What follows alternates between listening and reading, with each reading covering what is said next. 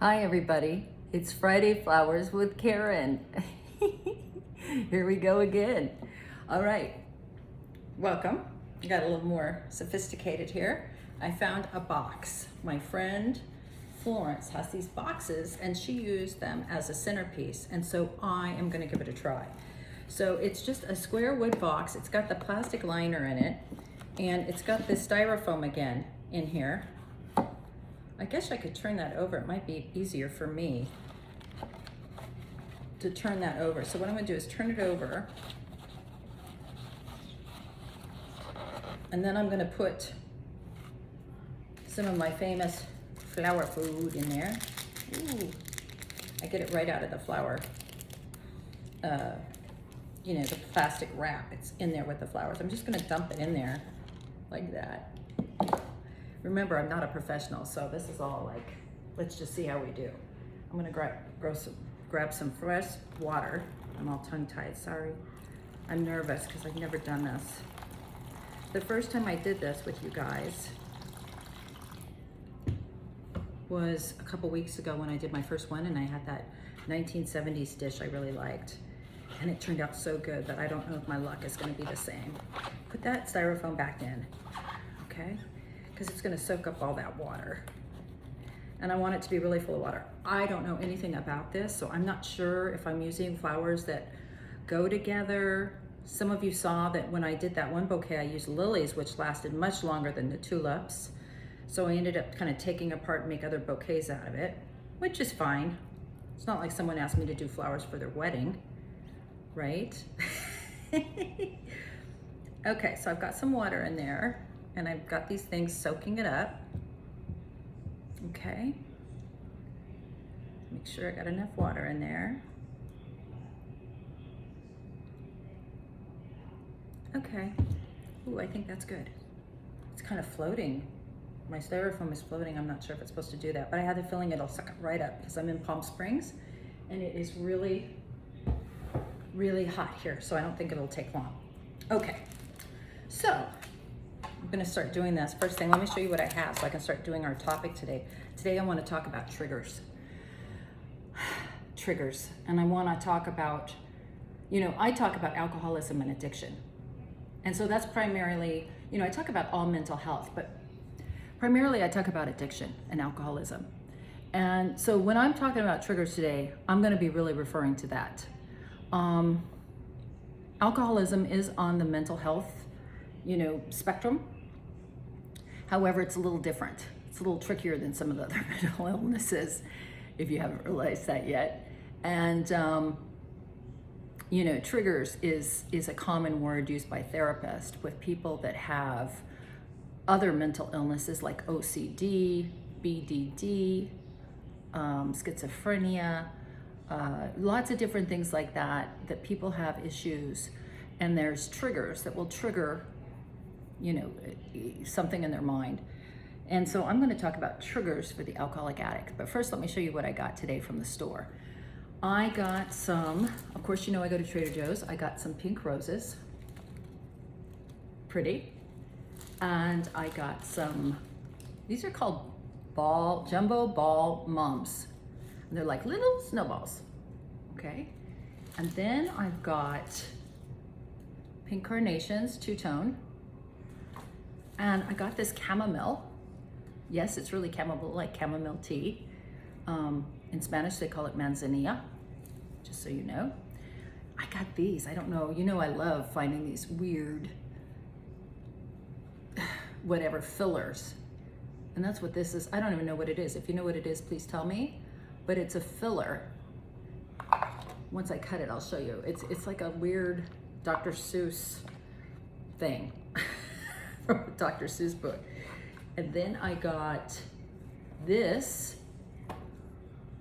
Well, aren't those cool? And they've got the pink in them, but they're really kind of fillery, funny. And those are called Victoria. And then I just got some plain old green filler that I like. So I'm just gonna start, and I don't really know what I'm doing. So let's just start, and I'm gonna talk about triggers, okay? So triggers is one of those, words, like a catchphrase. Like bipolar. You know, there's a lot of people that are bipolar, and alcoholism is a similar, looks similar as being bipolar. So I'm going to take that and I'm going to cut this. I'm not sure yet, so let's cut it at a slant like I always do, and let's see how tall it'll be. That might be too tall. Let's cut it a little bit. Like I said, I don't know what I'm doing, so don't laugh at me. This is an experiment. Okay, so bipolar. I used to have people at the treatment center would call me and I'd say, hi, how are you? I did the admissions. And they would say, I need to come to treatment. I'd say, do you have any other diagnosis? Yes. I wonder if I'm doing this right. I wonder if somebody is watching me that does flowers going, this chick does not know what she's doing. I don't know. We'll find out. Anyway, and they'd tell me, yes, I'm bipolar. And I'd say, what are your symptoms? Well, I have anxiety and I have depression. Well, that is the symptoms for alcoholism. And a lot of people mistake bipolar for alcoholism. Look at that, isn't that funny? I just did 3, 1, 2, 3. I don't know what I'm doing. Let's move on. So I tell them, it could be that you're bipolar, or it could be that you just have alcoholism. And alcoholism can look like a lot of other disorders. So I'm gonna alternate this. So I don't discount anybody's mental health, but bipolar is one of those things that's it's a nifty word that people started using. When they were suffering from something, or they thought they were suffering, they'd say, I'm bipolar. And I don't think people that really have bipolar appreciate that we use that term, when really what we're suffering from is untreated alcoholism. And I'm not trying to discount anybody, so don't get all angry at me that I'm saying that, but there are a lot of mental illnesses. People walk around and say things like, I'm so OCD. No, you're not. No, you're not OCD. Don't say that. People that have OCD are really offended by that. I mean, unless you really suffer from OCD, you might be a neat control freak. But that does not mean you have OCD. It's so upsetting when people do that, And they say, oh, I'm so OCD, or I'm bipolar. And people that really have that illness are like, oh, I don't think so. So you have to be diagnosed. A lot of people diagnose themselves. It's the same with triggers. Alcoholics and addicts like the word trigger. I drank again. Why did you drink? I was triggered. I went to a family function and I got triggered. What does that mean? I got triggered at a family function. Well, it means you got drunk. That's what it means. When you are an alcoholic addict, everything triggers you. Waking up in the morning is a trigger. Everything makes you want to drink when you're an alcoholic addict. Everything. Weddings, funerals, good things, bad. I got a job. I lost my job. I got a promotion. I didn't get the promotion. There's a pandemic. Pandemic's over. There's always a reason to drink when you're an alcoholic addict. And people want to say they were triggered. I don't think so. You need an answer that's solid enough that if something happens, you're going to be okay. No matter what happens in your life. That's the whole reason you get sober. You get sober so you can deal with life on life's terms. If you get triggered, you'll lock yourself in a closet and never come out. And what are you going to do? Quit living your life? Quit going to weddings? Quit going to funerals? Hope you don't run into your boyfriend? Not talk to your parents? I mean, Jesus. Everything's a trigger when you're an alcoholic. So it's a word I don't really like. You either have an answer or you don't. Now these I'm not sure of. These might be really crazy in here. They might be just too big. Let's see what we're gonna do here. I think it's okay, but I think it's gotta be shorter. I think it's gotta go underneath in the bottom of this bouquet so it kind of supports it. I don't know how people do that, if they build from the bottom up or the inside out or the upside in. Yeah, maybe that's a little better. If I tilt it over, all that stuff's gonna fall out. So anyway, trigger what triggers you.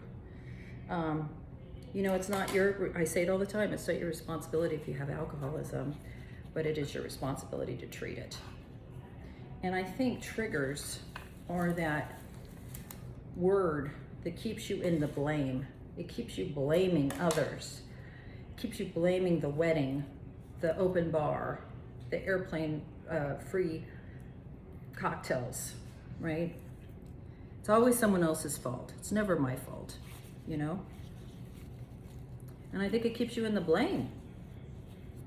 I don't know if these are really meant for this chamomile, because there's very fragile little stems that I don't think are gonna poke into. I really wish they would, but I don't think they're gonna poke into that. I might have to use that for, unless there's already a hole in there that I can put them in. There might be. So, you know, it keeps you blaming. It's everything else's fault. And when you do the steps, the beauty about doing the steps is you realize these are not gonna go in. That is not gonna work. So let's move on to something else. Ooh, look at this. Let's try this. So the whole thing with the steps is you quit blaming people. You quit saying, oh my God, it was this, it was that, it was my mother, my childhood, the way I was raised, it was the way, you know, I told you I'm adopted. You know, it's because I'm adopted, it's because I'm abandoned. You know, everyone's got a story. I say that all the time when I'm doing flowers. You know, everyone's got a story, but you have to decide what you want to do. You have to quit blaming people. You either have a strong spiritual answer or you don't. You're either enlarging your spiritual condition or you're not. The only thing that will cause you to drink again is if you fail to enlarge your spiritual condition. So if you go to a party and you drink, was it a trigger? Or is it you failed to enlarge your spiritual condition? What one is it? This is turning out pretty good. I don't know what these are, but let's see how we can put these in here. These are very interesting. Maybe if I turn it towards you, you can start seeing what it looks like.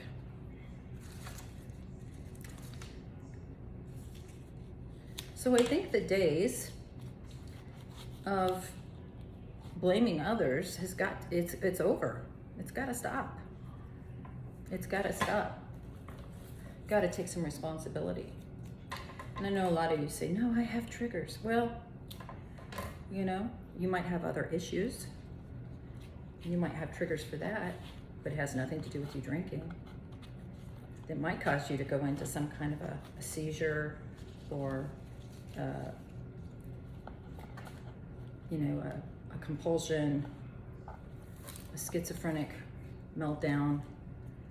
It might have, you know, you might have an episode, but it doesn't mean you're going to pick up and start drinking. Not at all.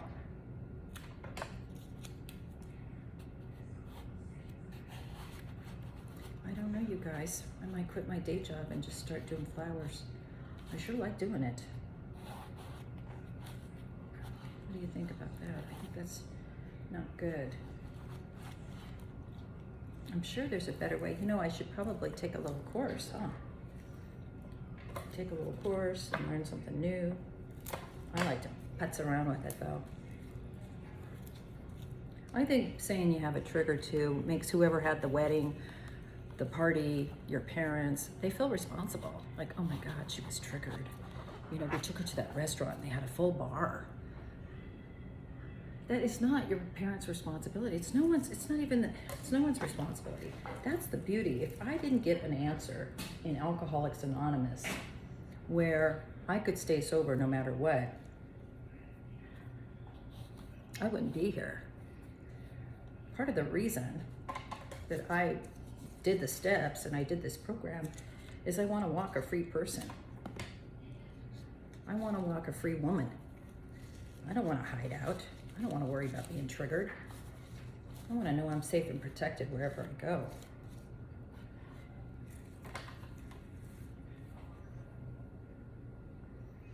And I'm sure to some of you that seems trite, like easy for you to say. No, you don't understand. I was a die-hard alcoholic, right to the end, homeless, just a hot mess.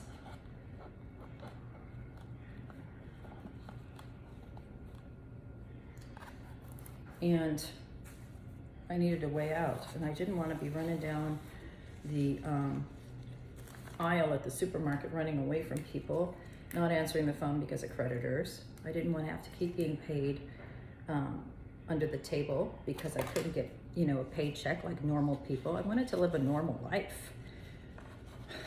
I wanted to try to be helpful, part of the society, not just a burden, a big freaking burden to everybody.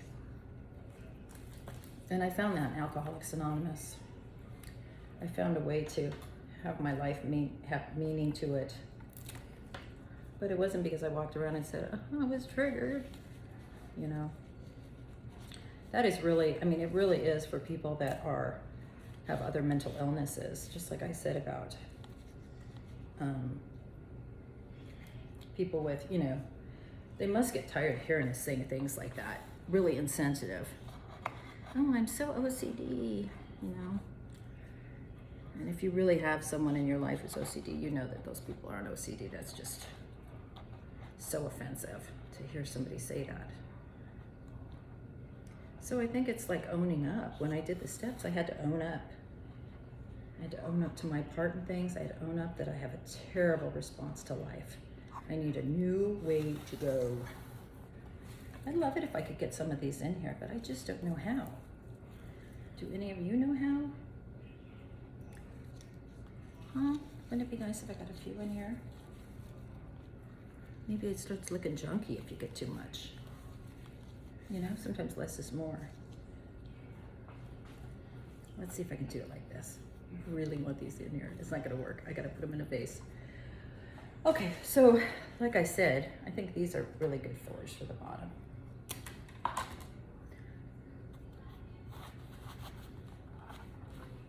So you either have a good spiritual condition or you don't. And how do you enlarge your spiritual condition? How do you know if you're in good spiritual shape?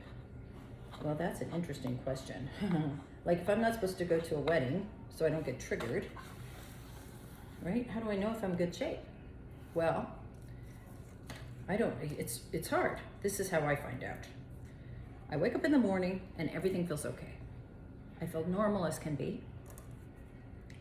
Everything feels right with the world. I get up, I brush my teeth. You know why it feels right with the world? Because I haven't seen anybody yet. No human being, right? I'm alone, I'm brushing my teeth, I'm doing my little thing, and there's no one around to bother me. And I do pretty good. I'm happy, get a little coffee, do my little morning routine, my little prayer and meditation. Then I go to a meeting, or I get on Zoom and I go to a meeting, and somebody says something to me that I don't like. And when I respond poorly, I know I am in bad spiritual condition. I should not be talking to anybody. I should be asking God for some help. I should be keeping my mouth shut, right? I should be trying hard to leave people alone because I am not in good shape. That's looking pretty good. Let's put one of these. And I immediately know. I don't know if you've ever seen that happen, but when someone just opens their mouth and all of a sudden they're just biting someone's head off. It's like, whoops, I thought I was okay. You know why I thought I was okay? Because I was alone. When you're alone, everything seems fine. That one broke off. Do I have a place I could put it? Look, like a real florist. There we go. So The trick is, how do I react when someone says no to me? How do I react when things aren't going my way? That's how you could tell you're spiritually fit, right? How am I rolling with the punches? But I don't drink because I'm triggered. I drink because I'm not spiritually fit. I drink because I'm not utilizing the tools and the principles of the program. That's why I drink. So if you're newly sober, you're not getting triggered. You are, this is really pretty, but I want to see how it looks if I look at it from the table. I need that moss stuff that goes in the bottom. Or I got to put it on a low table. Choose another one of these. These are so cool. Let's do this. So if you're drinking, if you keep drinking and you're going to parties and stuff, have you done the steps yet? Because that would be an indicator that you need to do the steps if you can't stay sober. And once you do the steps, are you utilizing the steps? Are you doing 10, 11, and 12 now that you've done the steps every day? If you're watching me and you have long-term sobriety, are you doing the steps every day? I like that. Let's see. Let's do a couple more of these Victorias. Let's do them a little longer.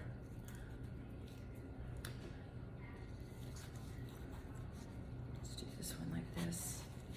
See, they kind of got that really, isn't that pretty? Now, this side looks better than this side, right? It's not very full in here. So what am I gonna do?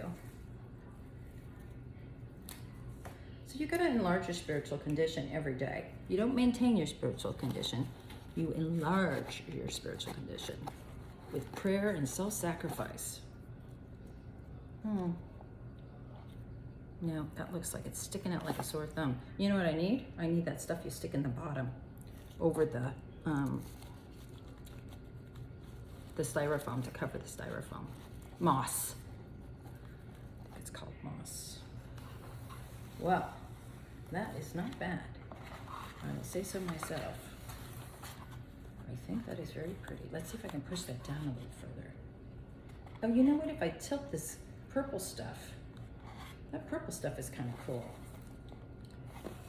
Well, I'm going to take a picture of this on a table from the top and let you see it. I think it looks pretty good.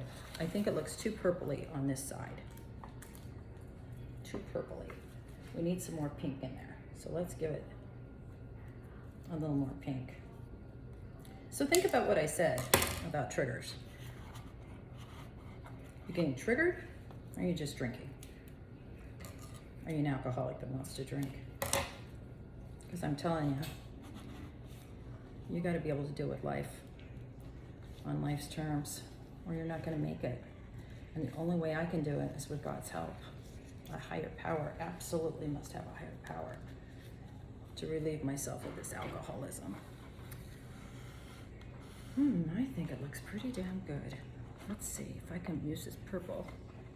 I'm going to take a picture of it and I'm going to show it to you. And I want you to think about triggers. And I want you to leave triggers for the people that have mental illness that is actually triggered from bright lights, from certain noises. Damn it. Look, I just popped my... God dang it. That was so perfect. Now it's going to tell me that it's not going to be perfect because I don't have that mum. Oh my God, look. It's a miracle. I have one left. So leave the triggers for people that, you know, flashing lights trigger them. I mean, serious stuff. Certain noises trigger people. Those are triggers. Triggers is not seeing your boyfriend with his new wife. Triggers are not, you know, seeing champagne at someone's wedding. That's just selfishness and self-centeredness.